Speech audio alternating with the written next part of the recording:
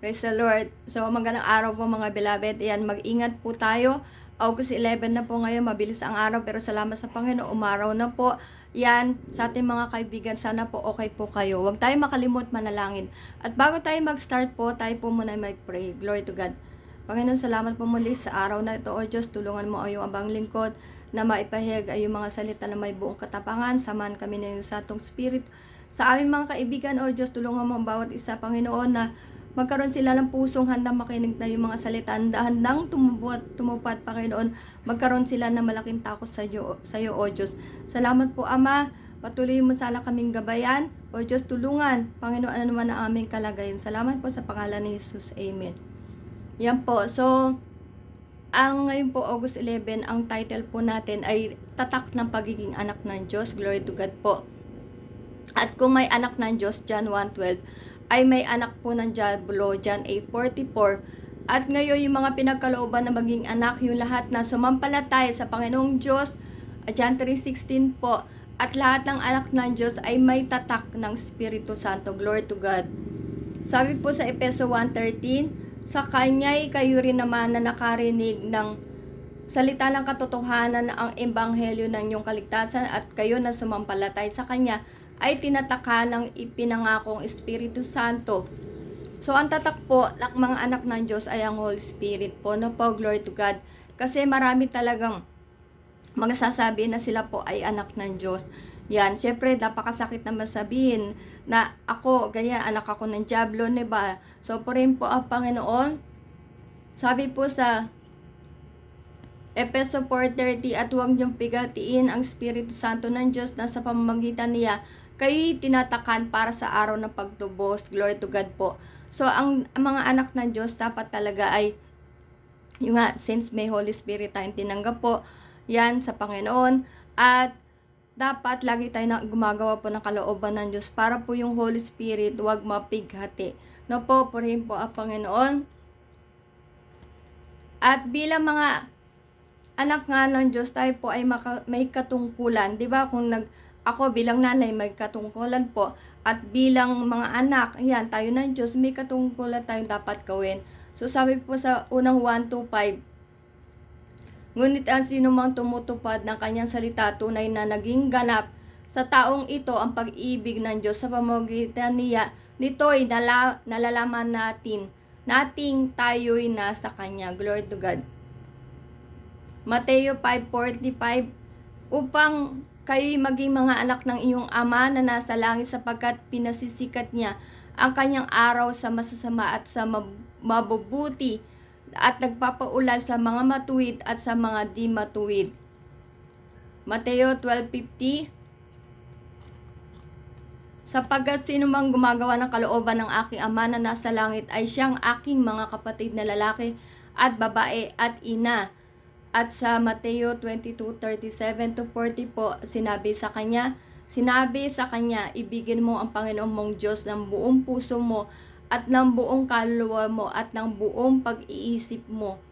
Ito ang dakila at unang utos, at ang pangalawa ay katulad nito. Ibigin mo ang iyong kapwa na gaya ng iyong sarili. Sa dalawang utos na ito, nakasalig ang buong kautusan at mga propeta. Napopurihin po ang Panginoon.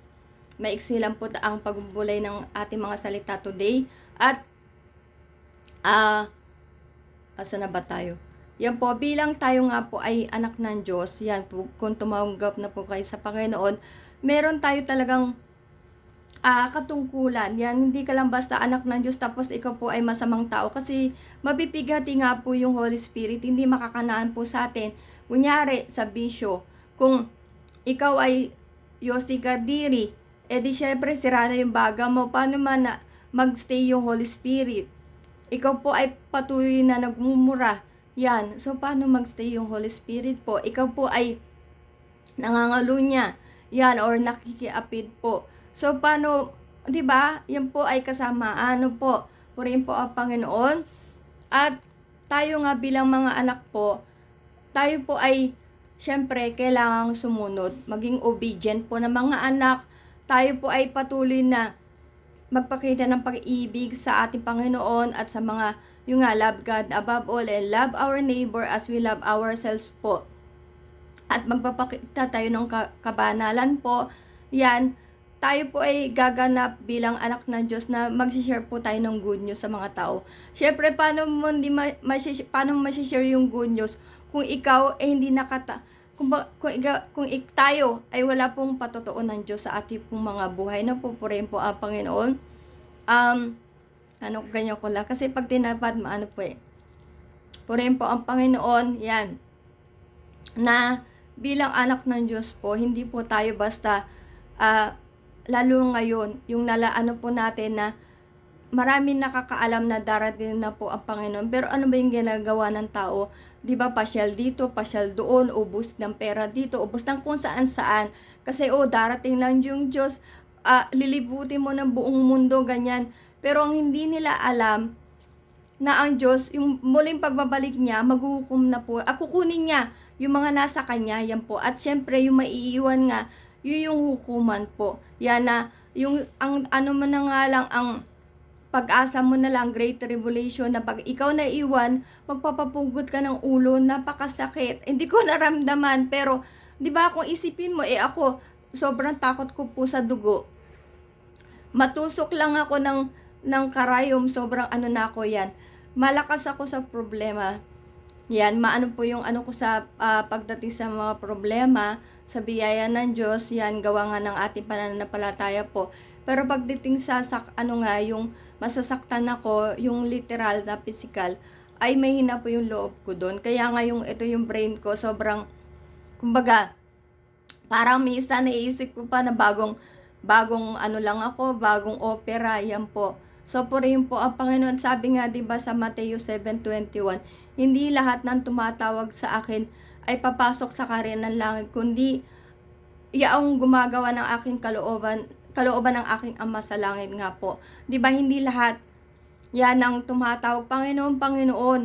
Sino nga daw yung gumagawa po ng kalooban ng Diyos, diba po? So, purihin po ang Panginoon. Dapat tayo pinakikinig ng salita ng Diyos sa mga sugo po ng Panginoon. Dapat po ay tumutubad tayo, hindi lang tayo nakikinig. Kasi naman pakinabang kung ikaw po ay pakinig ng pakinig, pero lumalabas lang sa tenga mo, paglabas mo ng church, umiinom ka na, naninigarilyo ka na, nambababae ka na, nagnanakaw ka na. So what's the use, what's the sense? No po. So purihin po ang Panginoon, yan lang po, hindi ko na masyadong kwentuhan pa. Pero sa ating po mga kaibigan, sobra ko na iyak na naman ako. Hindi po. Yung nakikita natin, di ba po? Ako kasi para pinapakita araw-araw ng Panginoon sa akin lahat. Yan po. At ako nga dinala dito, sa totoo lang, na pinakita ng Panginoon yung mga buhay dito po. Kasi sa biyaya ng Diyos, yung parents ko, na nabuhay kami sa aircon.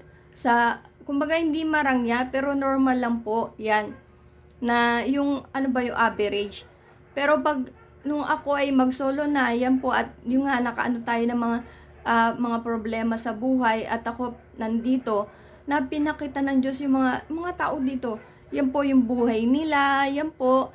So, at yung nakikita ko ngayon talaga, yung nakasakay ka lang sa tricycle, tas biglang nalaglag ka na, tapos gagraduate ka pa naman, di ba? Sobrang nakakaawa. Mga 3 years old, nire-rape. Diba? Sobrang nakakaano pa. May mga abogado, pero magnanakaw. Diba po? Parang na talaga, ang weird na talaga po. So, tayo po'y tumanggap sa Panginoon, kasi pag ikaw naiwan ng rapture po, ay super, hindi ko po masabi, po, tayo po'y magbasa ng Bible, po. Purihin ng Panginoon, sana talaga, na magkaroon po tayong takot sa Diyos. Diba? Sa Ecclesiastes 12:13, na ito ang wakas ng bagay, tayo po ay magkaroon ng takot sa Diyos at tuparin lahat ng kanyang mga utos po. Purihin po ang Panginoon. Muli, tayo po ay manalangin. Glory to God. Salamat po, Ama, sa araw na ito, na muling pagtatapos na aming pababagay na may mga salita. O Diyos, tulungan mo ang lahat ng may sakit. Ikaw, O Diyos, ang magpagaling, maging sa iyong abang lingkod. O Diyos, tulungan mo ang mga kaibigan sila, O Diyos, ay makalapit sa iyo. Panginoon, tanggapin ka bilang kanilang Panginoon at tagapagligtas. Salamat po, Ama. Patuloy mo kaming gabayan, dalhin sa araw ng bukas sa pagdadala na yung mga salita. Salamat po. Pinupuri ka namin sa pangalan ni Jesus. Amen. Thank you po. At kasi nahihirapan na naman ako magsalita kung pansin nyo. Kita-kita, kita-kita kasi tayo bukas. Yan po. So, glory to God.